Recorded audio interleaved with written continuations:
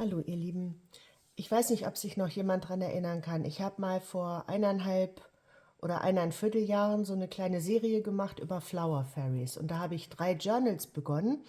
Eins in Regenbogenfarben, eins in Vintage und eins in Grungy. Und ich habe die aber nie fertig gemacht. Und die lagen jetzt hier immer noch rum. Das ist jetzt das fertiggestellte Vintage Flower Fairy Journal von mir. Dann habe ich noch diese Grungy-Version, die ist immer noch nicht fertig. Ne? Das ist noch ein To-Do. Und dann habe ich noch das Regenbogen-Journal gehabt, das habe ich inzwischen unfertig verschenkt, also das werdet ihr hier bei mir nicht mehr sehen. So, dies ist jetzt die Vintage-Version. Die habe ich also fertiggestellt. Das Journal ist ein Hardcover, also es ist aus einem alten Buch. Das ist ja, 16,7 Zentimeter mal ungefähr 22. Hat 3 eingenähte Signaturen, die man also mit einer sichtbaren Bindung, ja, 4,5 Zentimeter. 3 Signaturen, bisschen Spitze, ja, und so eine kleine Schleifenbindung, ne, die ich hier am mittleren Knoten befestigt habe, damit das Band nicht verloren gehen kann. Dies hier, das Cover, das hatte ich also schon so ziemlich fertiggestellt in einem der alten Videos. Ja, dann schauen wir mal rein. Das hier sind Papiere aus einem Action-Blog, Vintage Botanical Garden oder so heißt der. Ich finde den unheimlich schön, der passt auch wunderbar zum Once Upon a Time, aber ich habe den also nirgendwo mehr gefunden. Ich glaube, den gibt es schon lange gar nicht mehr. Ja, wie gesagt, das ist alles von den Flower Fairies und zwar habe ich verwendet einmal die Karten. Ne, da habe ich so ein ganzes Paket mit 100 Karten, hatte ich mir mal bei Amazon bestellt. Ich habe keinen Affiliate-Link. Und dann habe ich verwendet, dies hier ist auch aus einer der Karten hier ausgeschnitten, auf eine Edith Holden-Seite quasi reinretuschiert. Ne? Das sieht ja so aus, als wenn die mit ihrem Blümchen hier auf der Wiese steht, die Edith Holden gemalt hat. Ne? Das fand ich also besonders schön, das da irgendwie so einzubinden. Und dann habe ich noch verwendet dieses Complete Book of Flower Fairies. Dann habe ich unwahrscheinlich viele Blumen hier in dem Journal, habe ich aus verschiedenen alten Büchern mit, also ausgeschnitten und hier mit eingebracht. Dies ist eine Snippet Roll, die ich mal gemacht hatte. Ja, und dann sind hier halt ganz viele Journaling-Spots und auch so Platz zum Schreiben. Die Seiten, wenn sie nicht aus dem Designpapierblock sind oder von Edith Holden hier irgendwelche Buchseiten, dann bestehen die aus Zwiebelschalen oder Avocado gefärbtem Papier. Ja, und dann habe ich hier viele von den Karten mit drin. Ich habe dann eben aus den Buchseiten und so Taschen gestaltet. Hier ist zum Beispiel auch, das ist ein Teil von der Snippet Roll mit einer Blumenbuchseite, also mit einer Blume aus einer Buchseite. Und da ist hier einfach so ein kleines Stückchen zum Schreiben drin. Das ist eine kleine Tasche.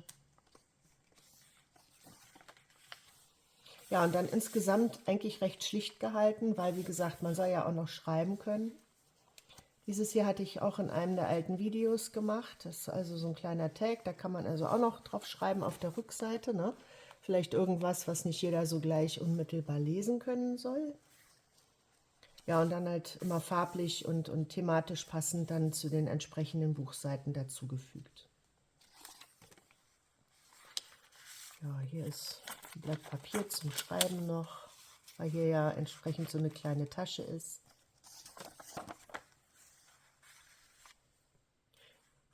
Ja, und dann habe ich immer geguckt, dass die Sachen farblich zusammenpassen und wenn es irgendwie ging, auch gerne, dass das die entsprechenden Blumen sind. Ne? Also ich habe mir aus den verschiedenen Büchern die zusammenpassenden Blumen rausgesucht. Also das hier jetzt gerade nicht, ne? Es passt aber wenigstens farblich, aber in vielen Fällen, werdet ihr gleich noch sehen, also hier ist alles gelb, ne? Habe ich dann geguckt, dass ich die gleichen hier, Blumen habe. Also hier zum Beispiel ist ja eine Brombeere und hier ist auch eine Brombeere. Ne? Ja, hier ist auch so ein kleiner Tackspot. Das hier ist aufgeklebt. Hier, das ist die Mitte der Signatur. Da habe ich so ein kleines Büchlein drin. Kann man hier aufmachen. Achso, diese Karte hier, die habe ich so reingesteckt. Also kann man natürlich jetzt auch aufklappen, aber die habe ich hier so drin, dass man hier so gerade so den Kopf sieht. Das fand ich total niedlich. Ja, dann kann man hier drin auch noch schreiben und weil das ja dann zugebunden ist, ne, sieht man das auch nicht so direkt, wenn man vor anderen Leuten jetzt das Journal beispielsweise durchblättert. Und hier, ich weiß nicht, was die Pflanze wie die Pflanze auf Deutsch heißt, aber hier in dem Buch Flower Fairies, da sind auch von jeder Flower Fairy entsprechende Lieder mit aufgeführt. Also ich weiß nicht, was Black Magic heißt, diese Pflanze, die sagt mir jetzt auch irgendwie nichts, aber also diese Pflanze und diese Elfen hier, die singen quasi dieses Lied. Ne? Und das habe ich jetzt auch so zusammengefügt, damit das passt. Ja, hier sieht man das auch.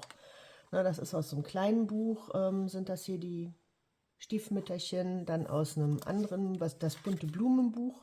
Das passt auch sehr schön zu Edith Holden, hat auch immer so ein bisschen leicht vergilbte Seiten. Da habe ich halt hier überall die Stiefmütterchen zusammengesucht. Ne? So, und das gleiche hier ist noch aus einem anderen Buch, sind das die Stiefmütterchen und dann von den Flower Fairies die Stiefmütterchen. Hier ist wieder so ein kleiner Tuckspot mit so einem Platz zum was raufschreiben.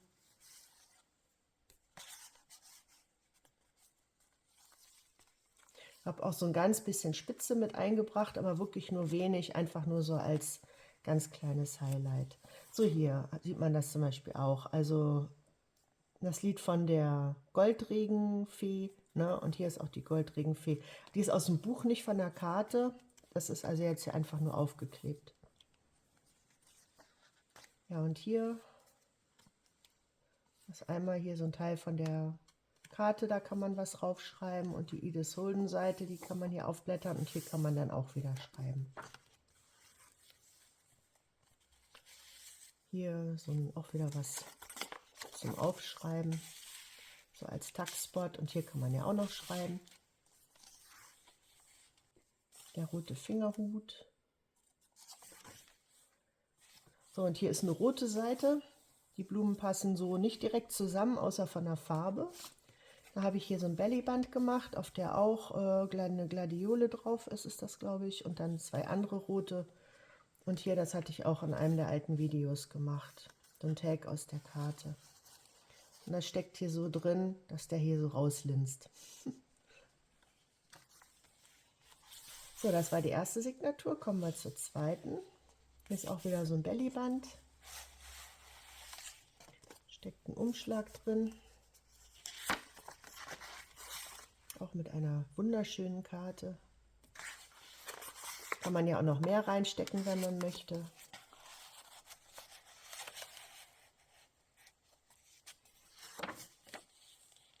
So, dies hier ist auch wieder aus dem Buch aufgeklebt. Hier ist ein Umschlag mit Schmetterlingen. Da drin stecken einmal, ja, komm her,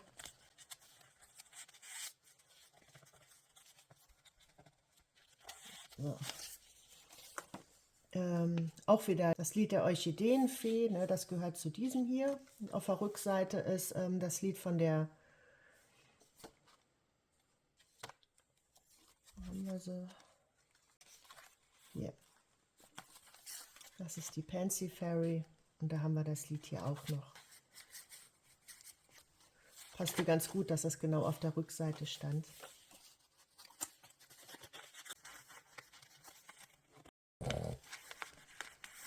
Das kann ich wieder rein, muss ich anders machen.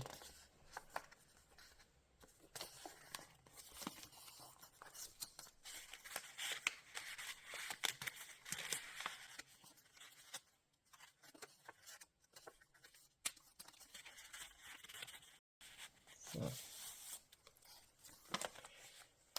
So, dann kommen hier Iris, auch wieder was zum Schreiben. Hier auch.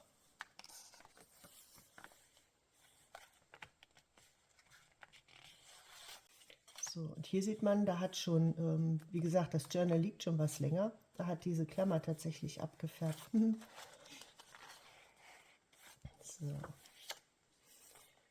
hier Lords and Ladies Fairy. Ich weiß gar nicht, was das für eine...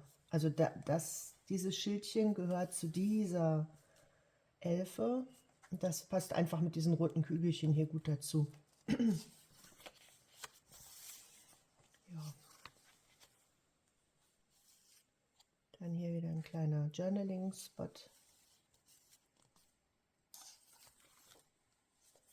Mal lila, wieder Iris.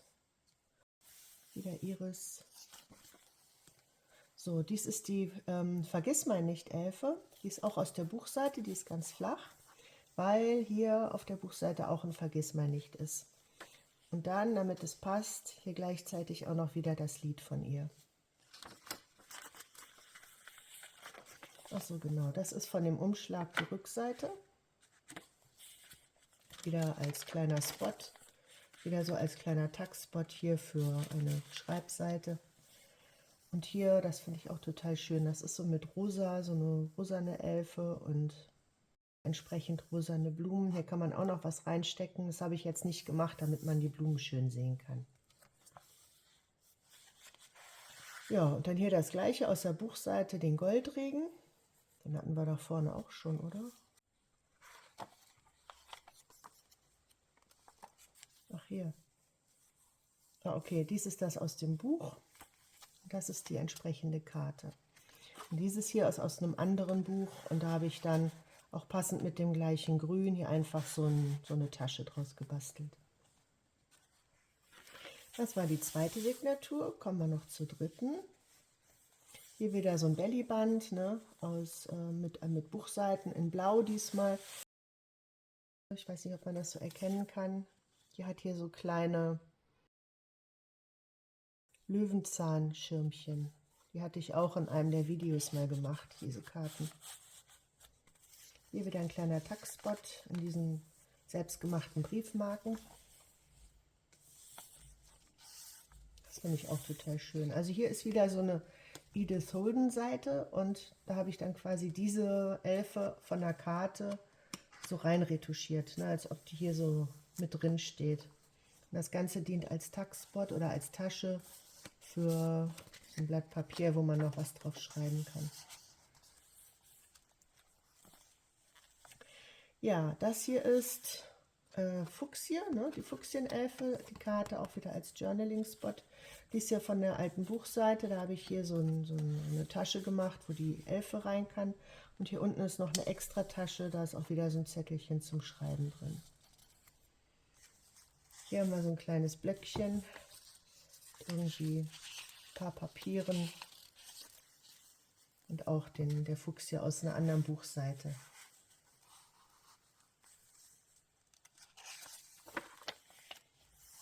Ja, hier wieder, oh, hier geht es ein bisschen ab.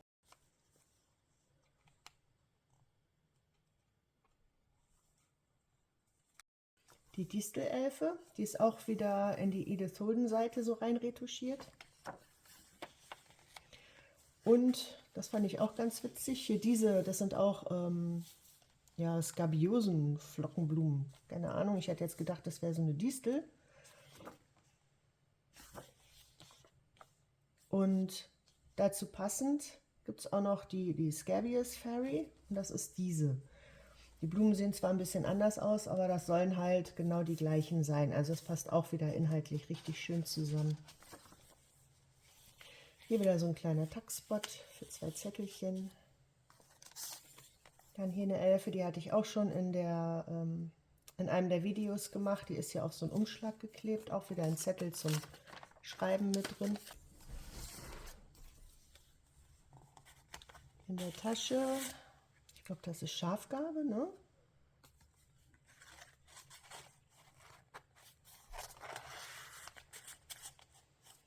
So, dann auch in Gelb. Das hier finde ich auch schön. Das ist zwar eine ganz andere Pflanze, aber das passt farblich ja so richtig toll dazu, ne? Mit diesem verwaschenen Blau-Grün-Grau. So als Tax-Spot. Oder zum Schreiben.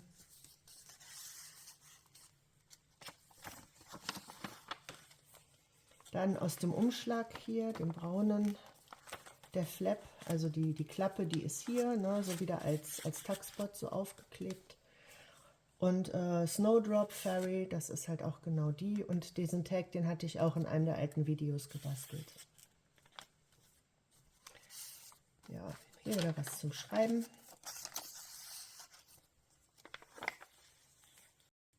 Wieder ein kleines Zettelchen. Also das hier ist Weißdorn. Und ich fand, da passt diese Karte so richtig gut dazu. Und das ist aber Hawthorn. Ich habe keine Ahnung, ob das Weißdorn ist auf Deutsch. Aber es passt richtig schön. So, und das kann man noch umklappen und hier auch was schreiben. Jetzt wieder was Blaues. Dieser kleine süße Wicht als Karte steckt hier drin. Und hier ist wieder ein Zettel zum Schreiben, der steckt hier. Tolle Farben, oder? So, das ist Apfel. Da passt auch diese Edith Holden Seite wieder wunderbar zu der Flower Fairy Seite, also zu der Flower Fairy Karte. Hier zwei Edith Holden Seiten gegeneinander geklebt und da drin ist noch eine Tasche. Da habe ich jetzt einfach nur noch so einen Zettel drin. Da kann man natürlich, die ist also richtig groß, da kann man noch alles Mögliche reinstecken. So, und dann habe ich hier einfach aufgeschnitten, Distress, ne, damit man sieht, dass da so ein Einschnitt ist. Und habe aber hier so ein bisschen Washi-Tape gegengeklebt, weil dieses hier ist hier öfter unten verschwunden und dann kriegt man die Karte nicht wieder richtig reingesteckt. Ne. Deswegen habe ich das hier, dass man dann hier so den Anfasser hat, um das hier wieder reinzubekommen. Ja, Geraniumelfe. Ist natürlich die Geraniumelfe auch dabei. Und auf dem Bellyband kleben auch zwei Geranien aus dem anderen Buch.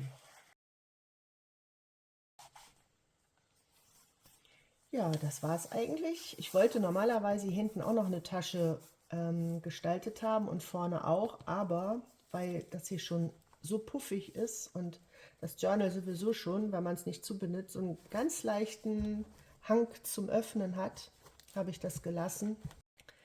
Ja,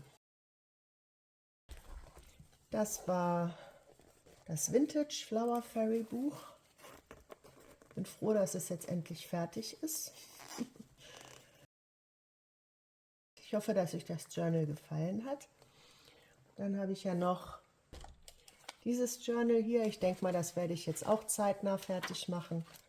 Und die Grungy-Version. Und das werde ich euch dann auch in einem Video zeigen. Kann aber noch etwas dauern, ne? Also es wird jetzt nicht nächste Woche sein. Ja, ich bedanke mich fürs Zuschauen. Bis zum nächsten Mal. Tschüss.